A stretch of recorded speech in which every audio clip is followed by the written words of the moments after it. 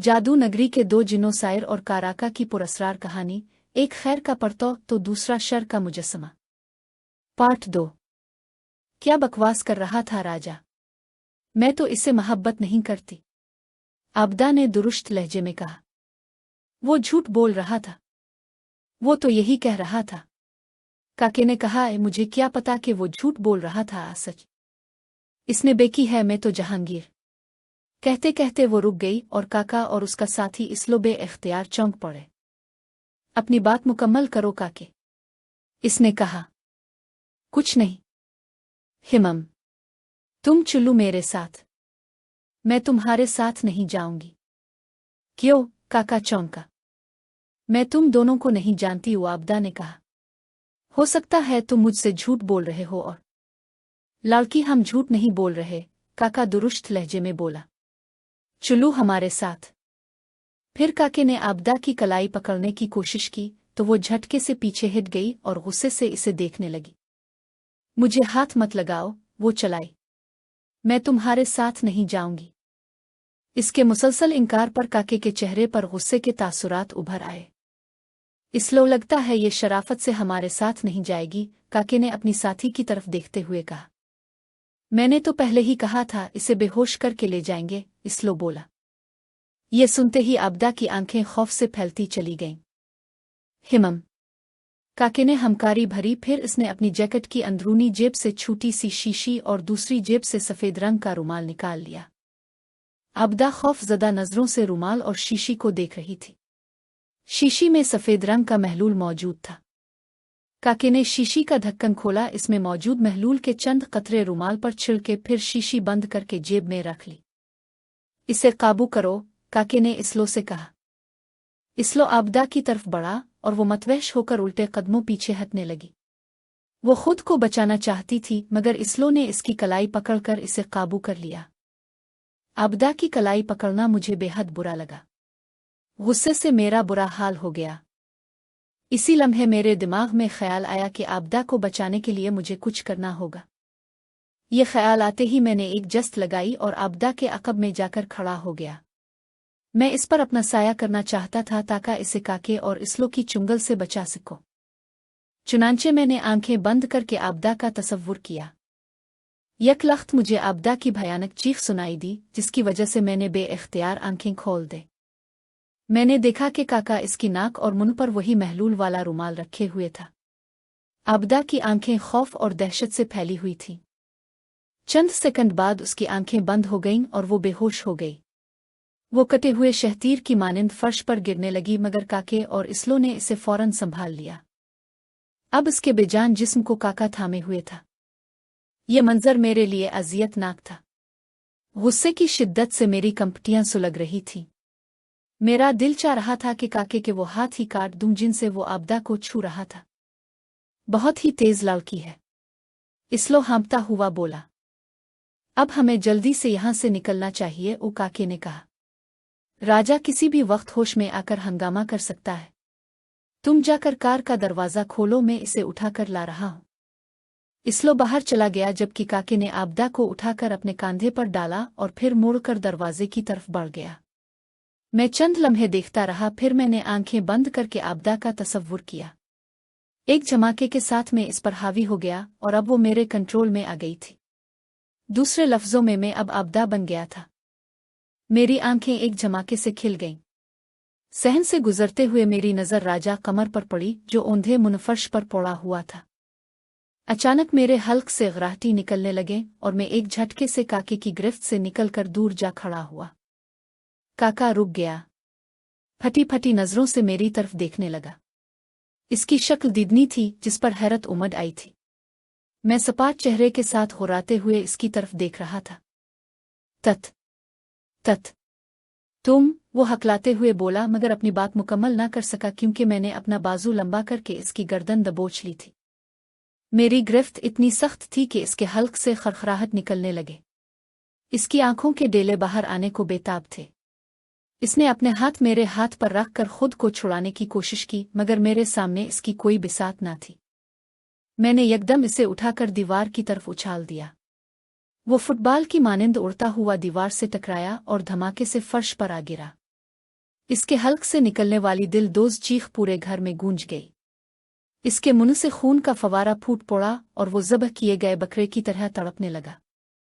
मुझे कदमों की आहट सुनाई दी तो मैं समझ गया कि इसलो आ रहा है, इसलिए मैंने खुद को गैबी हालत में कर लिया। चंद लम्हों बाद इसलो दौड़ता हुआ अंदर आया। इसने जब काके को फर्श पर औंधे मुंह पड़ा देखा तो वो हैरान रह गया। वो दौड़कर उसके पास पहुंचा, इसे कंधों से पकड़कर सीधा किया। काके का चेहरा खून आलूद हो चुका था, आंखें बंद थीं और मुंह खुला हुआ था। काके, काके, तुम्हें क्या हुआ है? तुम ठीक तो हो? वो इसे झंझोड़ते हुए बोला, मगर वो बेसुध पड़ा रहा। काके, उठो, तुम्हें क्या हो गया है? इसने फिर कहा। काके, वो लड़की कहाँ गई? वो उधर उधर नजरें दौड़ाने लगा। हैरत और खौफ के मिले जले तासुरात उसके चेहरे पर थे। ओह, लगता है इसने काके को जख्मी किया है, वो खुद कलामी करते हुए बोला। फिर वो आबदा को तलाश करने लगा।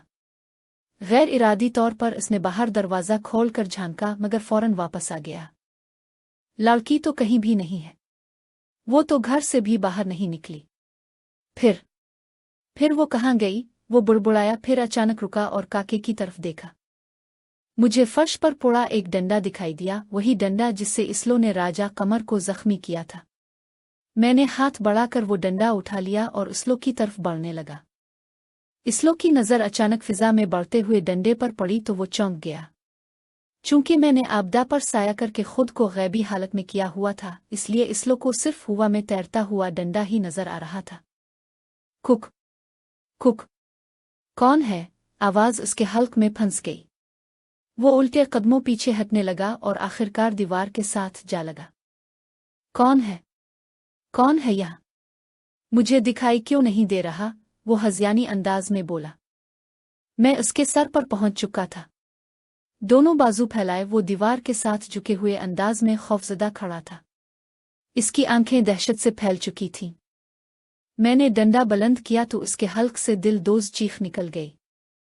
नहीं, नहीं, वो चीख कर बोला।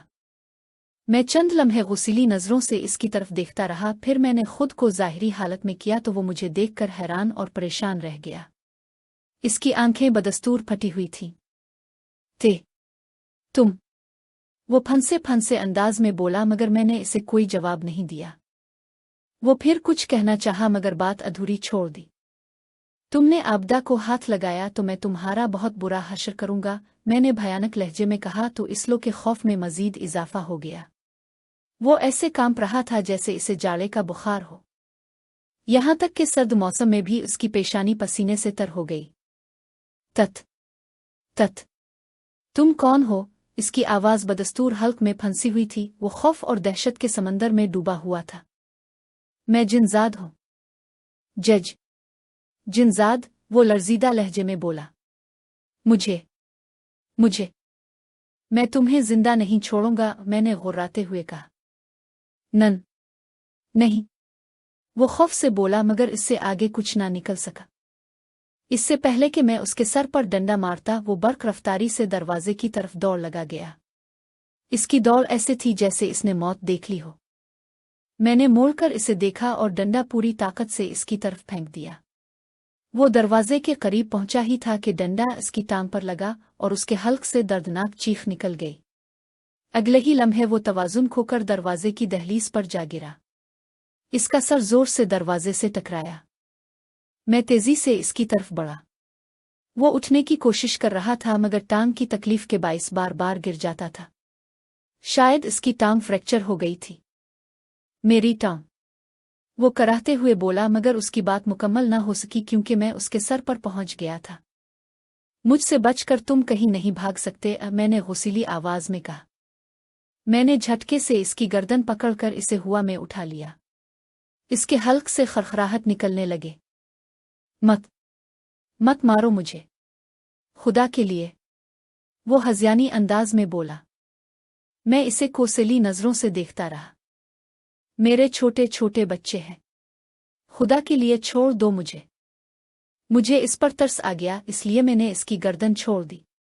वो धड़ाम से जमीन पर गिरा और फिर से चीख निकली। दफ हो जाओ यहाँ से। अगर एक लम्हे की देर की तो, मैंने गुर्राते हुए कहा। वो लरसता हुआ उठा, लंगलाता हुआ दरवाज़ा पार किया और कार की तरफ बढ़ गया।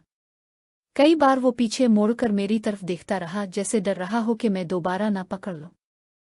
आखिरकार वो जल्दी से कार में बैठा और कुछ देर बाद कार धूल उड़ाती हुई वहां से चली गई। मैं पलटकर काके की तरफ देखने लगा।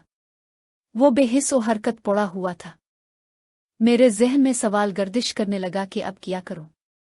मैं ज्यादा देर तक अब्दा पर साया नहीं रख सकता था, क्योंकि मेरी सलाहियत महदूद थी। मैं ज्यादा से ज्यादा 10 से 15 मिनट तक किसी इंसान पर साया रख सकता था, लेकिन मैं चाहता था कि मैं मुस्तकिल तौर पर अब्दा के साथ रहूं और उसकी हिफाजत करूं। मैंने फौरन अपना साया खत्म किया तो वो न सिर्फ जाहिर हो गई बल्कि लड़खड़ा कर फर्श पर गिर गई। वो अभी तक बेहोशी की हालत में थी। इसका होश में आना जरूरी था, वरना इसलो अपने साथियों को लेकर दोबारा पहुंच सकता था। मगर मुझे समझ नहीं आ रहा था कि इसे होश में कैसे लाऊं। मैं शदीद कशमकश में मुब्तला हो गया। वक्त गुजरने के साथ साथ मेरे ज़हन में खौफ बढ़ता जा रहा था।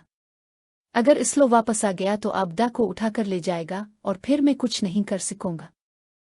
ये बात वाज़ेह थी कि इंसान और जिनजात का मुकाबला ज्यादा देर तक मुमकिन नहीं होता। हम जिनजादों में बेपनाह ताकत होती है, बड़े से बड़े पहाड़ भी हम रोई के गालों की तरह उठा सकते हैं, मगर फिर भी हालात पेचीदा थे। मैं इसी सोच में था कि अचानक मुझे जिन बाबा का ख्याल आया। मैंने फैसला किया कि अब मैं उनके पास जाऊंगा। शायद वही मेरा मसला हल कर सके। जिन बाबा जिन्नात नगरी में रहते थे। वो इंतहाई नेक, परहेजगार और बुर्दबार जिन थे। वो हमें हमेशा रहमदिली, बर्दाश्त और दरगुजर का दर्स दिया करते थे। उनकी तालीमात ही का असर था कि हम जिनजाद अदमजादों को बेवजह तंग नहीं करते थे। मैंने एक नज़र अब्दा पर डाली तो वो बदस्तूर बेहोश पड़ी हुई थी। मुझे इसकी फिक्र लाहिक थी और ये परेशानी भी बरकरार थी कि अगर मेरी अदम मौजूदगी में इसलो अपने साथियों को लेकर यहाँ आ गया तो फिर क्या होगा। असल में कुछ भी बईद नहीं था। हो सकता है जब वो वापस जाकर अपने साथियों को मेरे बारे में बताए तो वो इसकी बात पर यकीन न करें और खुद यहाँ आ जाए। अगर वो इस तरफ आए भी तो आते आते कम अज कम 1 घंटा लग सकता था, जबकि मुझे जिन्नात नगर में जाने और वापस आने में भी 1 घंटा लग सकता था। मैंने हिफ्स मा तकद्दुम के तौर पर दरवाजे को कुंडी लगा दी ताकि अगर इसलो उसके साथी आएं तो वो मकान में दाखिल ना हो सके। इस काम से फारिग होकर मैंने आंखें बंद कर ले। अगले ही लम्हे में हुआ मैं उड़ने लगा। फिर मैंने आंखें खोली। इस वक्त में इंतहाई तेज रफ्तारी से बुलंदियों को छूता हुआ जिन्नात नगर की तरफ बढ़ रहा था। जमीन से जिन्नात नगर का फासला जमीनी वक्त के मुताबिक तकरीबन आधा घंटा था। आधे घंटे के सफर के बाद मैं जिन्नात नगर में दाखिल हो गया। अपने महल की तरफ जाने के बजाय मैं सीधा जिन बाबा के ठिकाने की तरफ बढ़ गया। मैं वक्त ज़ाय नहीं करना चाहता था। रास्ते में मुझे दूसरे जिन्नात, जिनजाद और जिनजादियां भी दिखाई दें, मगर मैंने किसी की तरफ तवज्जो नहीं दी। मेरे ज़हन में सिर्फ आबदा की फिक्र थी जिसे मैं दिल से चाहता था। थोड़ी देर बाद मैं जिन बाबा के ठिकाने पर पहुंच गया। वो एक गार में रहते थे और इस वक्त इबादत में मसरूफ थे। मैं एक तरफ बैठकर उनके फारिग होने का इंतजार करने लगा। कुछ देर बाद वो इबादत से फारिग हुए और जब उन्होंने मुझे देखा तो वो हैरान भी हुए और खुश भी। अरे सायर, तुम, उन्होंने कहा। कैसे हैं आप? मैंने मुस्कुराते हुए पूछा। अल्लाह का करम है। तुम कहाँ चले गए थे? काफी अरसे बाद दिखाई दिए हो। जी, मैं दुनिया की सैर के लिए गया था, मैंने जवाब दिया। हिमम, क्या कर ली सैर दुनिया की? जी, मैंने जवाब दिया, लेकिन मैं दोबारा वापस जाऊंगा। आपके पास एक जरूरी काम के सिलसिले में आया हूं। हाँ बोलो। मुझे आपकी मदद चाहिए। कैसी मदद? मैंने कहा, वो दरअसल मुझे दुनिया में एक लड़की से मोहब्बत हो गई है। इसका नाम अब्दा है और वो बेहद मासूम लड़की है। फिर मैंने मुख्तसर तौर पर सारी बात उन्हें बता दी। हमम, जिन बाबा ने सोच में गर्दन हिलाते हुए कहा, लेकिन बेटा ये मोहब्बत ला हासिल रहेगी। तुम जानते हो हम जिन और इंसान मोहब्बत तो कर सकते हैं मगर उन्हें हासिल नहीं कर सकते। जी जानता हूं, मैंने सर झुकाकर कहा। बेशक मेरी मोहब्बत ला हासिल है, वो मुझे कभी नहीं मिल सकती। लेकिन मैं चाहता हूं कि वो मेरी नज़रों के सामने रहे और मैं इसे देखता रहूं। हमम। जिन बाबा ने फिर सर हिलाते हुए कहा, अब तुम मुझसे क्या मदद चाहते हो? मैं चाहता हूं कि आप मुझे कोई ऐसी चीज़ दें जिससे मैं किसी अदमजात का रूप अपना लूं। मैंने अपना मुद्दा बयान किया तो जिन बाबा सोच में डूब गए। तुम गैबी हालत में भी तो इसकी हिफाजत कर सकते हो, जिन बाबा ने कहा। हाँ, लेकिन मैं ज़ाहिरी हालत में रहना चाहता हूं, मैंने जवाब दिया, ताकि मेरी मौजूदगी में कोई उसकी तरफ मैली हक से न देख सके। तुम जानते हो अदमजादों की आपस में शादियां भी होती है। अगर इस लड़की की शादी हो गई तो। जिन बाबा कहते कहते रुक गए। मेरे दिल में बेचैनी सी पैदा हो गई। मेरे पास उनके सवाल का कोई जवाब नहीं था। मेरे पास इसका कोई जवाब नहीं है, मैंने मध्यम लहजे में कहा। जिन बाबा ने हमदर्दी से गर्दन हिलाई और फिर कुछ सोचने में मसरूफ हो गए। लम्हे भर के तवक्कुफ के बाद वो मेरी तरफ मुतवज्जे हुए। ठीक है साइर बेटा, मैं तुम्हें एक अंगूठी देता हूं। जब तक वो अंगूठी तुम्हारी उंगली में रहेगी तुम किसी भी अदमजात के रूप में मुस्तकिल तौर पर रह सकोगे। लेकिन जैसे ही तुम अंगूठी उतारोगे तुम अदमजादों की नज़रों से ओझल हो जाओगे। ये कहते हुए जिन बाबा ने अपने चौगी से एक अंगूठी निकालकर मेरे हवाले कर दी। वो अंगूठी बेहद खूबसूरत और चमकदार थी। जिन बाबा मजीद बोले, और हाँ, जब तुम अदमजाद के रूप में आना चाहो तो इसके नगीने पर एक बार उंगली फेर देना। तुम जिस अदमजाद का तसव्वुर करोगे इसके रूप में आ जाओगे। ये भी याद रखना, तुम पर दुनिया का हर मुज़िर हथियार असर करेगा, गो तुम जख्मी नहीं होगे लेकिन तुम्हारी ताकत कमज़ोर पड़ जाएगी। बस अपने सर को बचा कर रखना, सर पर पड़ने वाली ज़र्ब तुम्हें निढाल कर सकती है और हो सकता है इस ज़र्ब के सबब तुम मौत के मुंह में भी चले जाओ।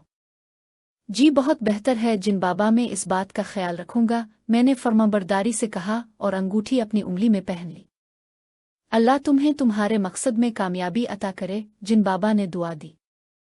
आमीन, मैंने कहा, फिर उनका शुक्रिया अदा किया और उनके गार से निकलकर दुनिया की तरफ परवाज करने लगा। 1 घंटे के बाद मैं मतलूबा जगह पर पहुंच गया। वहां राजा, कमर और काका फर्श पर पड़े हुए थे, लेकिन आबदा गायब थी। मुझे शदीद परेशानी लाहिक हो गई और दिल जोर जोर से धड़कने लगा। मैंने आबदा की तलाश में इधर उधर नजरें दौड़ाईं। फिर मुझे ख्याल आया शायद वो बाथरूम में हो। मैं जल्दी से बाथरूम के दरवाजे पर आया मगर दरवाज़ा खुला हुआ था। वो अंदर मौजूद नहीं थी। मैंने सारे कमरे छान मारे मगर आबदा कहीं भी मौजूद नहीं।